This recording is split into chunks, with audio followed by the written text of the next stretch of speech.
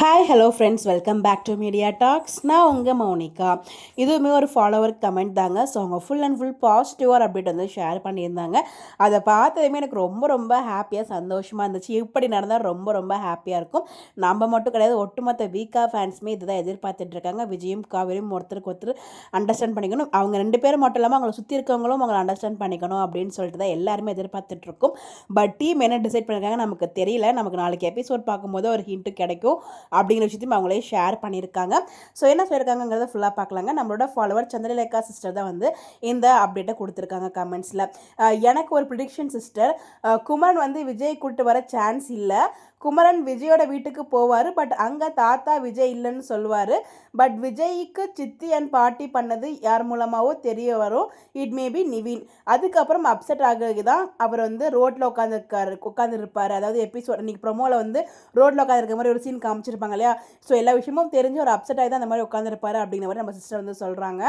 அதுக்கப்புறம் வந்து பார்த்திங்கன்னா காவேரி வீட்டுக்கு வந்துட்டு அப்புறமா தான் தாத்தா பாட்டி வீட்டுக்கு போவார்னு நினைக்கிறேன். பட் எஸ், நம்ம இந்த டீம் கிட்ட பாசிட்டிவாக எதிர்பார்க்க முடியாது. இப்படி நடந்தால் நல்லா இருக்கும். நாளைக்கு எபிசோட் பார்க்கும்போது ஏதாச்சும் நமக்கு ஹிண்ட்டு கிடைக்கும், பார்க்கலாம் அப்படிங்கிற மாதிரி அவங்க வந்து சொல்லியிருக்காங்க. உண்மையிலே அதுதாங்க. ஸோ இவங்க என்ன சொல்லியிருக்காங்கன்னா, ஸோ வந்து இந்த மாதிரி நிவின் வந்து குமரன் வந்து விஜய் வீட்டுக்கு போவார். ஸோ விஜயை தேடி. பட் அங்கே விஜய் இல்லைங்கிறது தாத்தா மூலிமா தெரிய வரும்.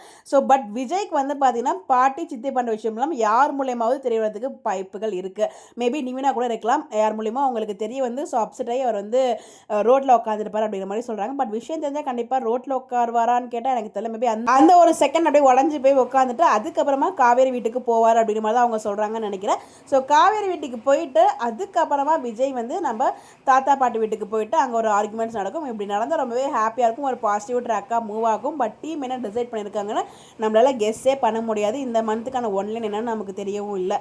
ஸோ நாளைக்கு எபிசோட் பார்க்கும்போது என்ன நமக்கு ஏதாவது ஹிண்ட்டு கிடைக்கும். ஸோ அதாவது விஜயும் சாரதாமாவும் மீட் பண்ணுவாங்களா, இல்லை விஜய் எப்படி திரும்பி அந்த லொக்கேஷனுக்கு வராரு, அந்த ஒன் டே ஷூட் தாத்தா பாட்டி சித்தில அதுக்கு எதுக்காக எடுத்தாங்க, அது பாசிட்டிவ் ட்ராக்கா நெகட்டிவ் ட்ராக்கா, இது எல்லாத்துக்குமே நாளைக்கு நம்ம எபிசோட் பார்க்கும்போது நமக்கு ஏதாச்சும் ஹிண்ட் கிடைக்க வாய்ப்புகள் இருக்குது. பார்க்கலாம். உங்களுடைய ப்ரொடக்ஷன் இந்த மாதிரி நீங்கள் ஷேர் பண்ணிங்கன்னா கண்டிப்பாக நம்மளும் அதை பற்றி டிஸ்கஸ் பண்ணலாம்.